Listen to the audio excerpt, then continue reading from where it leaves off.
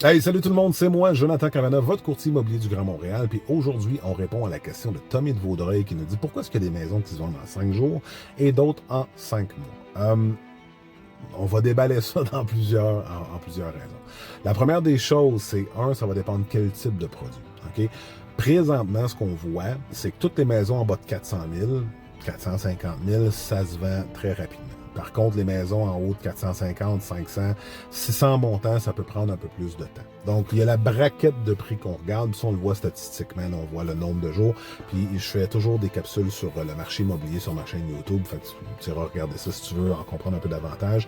Mais à la base, c'est un des premiers critères. Maintenant, pour vendre une propriété, il y a 3 grandes choses qu'il faut regarder. Okay? Il y a l'état de la maison, il y a le marketing qu'on y fait, puis il y a le prix juste de la propriété. Okay? Et ce sont tous des éléments qui font en sorte qu'une maison peut prendre peu de temps ou beaucoup de temps à se vendre. Okay? Donc, je t'explique le premier point, l'état de la propriété. Si tu as une propriété qui a l'air d'avoir eu une tornade dans ta maison, okay? Ou donc il y a tellement de choses dans ta propriété que les gens ne peuvent pas se percevoir dedans, c'est sûr et certain, en comparaison à une propriété qui est semblable, ça va prendre plus de temps. Okay? Donc, si c'est le bordel, à ce moment-là, c'est de faire un bon ménage. Et c'est aussi, puis je vois ça dans certaines maisons, puis je trouve ça dommage, là, où que lorsque je vais visiter, il y a des toiles d'araignée puis tout le kit. Non, tu veux mettre ta maison sur un 36. Donc ça, c'est la première des choses. La deuxième des choses, c'est le marketing. Qu'est-ce qu'on fait avec le marketing? Bien, tu sais, c'est différent pour tout le monde, mais dans mon cas, moi, je fais ce qu'on appelle un marketing intégré ou ce que je fais un marketing conventionnel, digital et social. Okay? Je m'assure que je suis un grand fervent de la technologie, fait que je m'assure que ta maison soit vue partout, de toutes les façons, parce qu'on consomme aussi l'information différemment.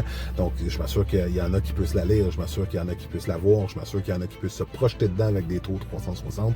Toutes ces choses-là, ce sont des choses que je mets toujours d'avant pour les maisons que je vends.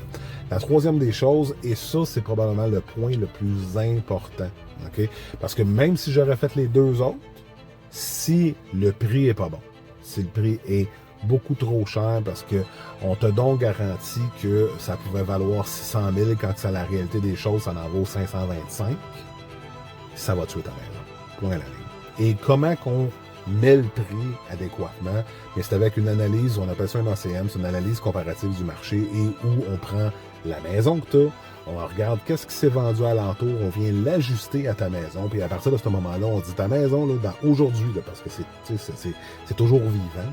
Puis on se base toujours sur 4 critères pour évaluer ça. Je le dis tout le temps, c'est localisation, ça va être la grandeur du terrain du bâtiment, ça va être l'âge effectif et le temps de vente de ta propriété. Bien, à ce moment-là, si on est capable d'avoir le bon prix, bien, il n'y a pas de raison que ta maison ne se vende pas. Naturellement, je pense que ce qui tue le plus la vente d'une maison, c'est qu'il y a des promesses qui sont faites de grandeur au lieu d'avoir une conversation qui peut être inconfortable, mais qui va faire en sorte qu'on va être des vrais prix et qu'on va avoir des résultats. Et ça, c'est quantifiable. C'est au-delà de mon impression. C'est basé sur de la mathématique. Et de la mathématique puis des faits, ça s'en fout de comment je me sens. On se base sur des choses concrètes qu'on est capable de délivrer et de démontrer. Et à ce moment-là, bien, on est capable de s'entendre.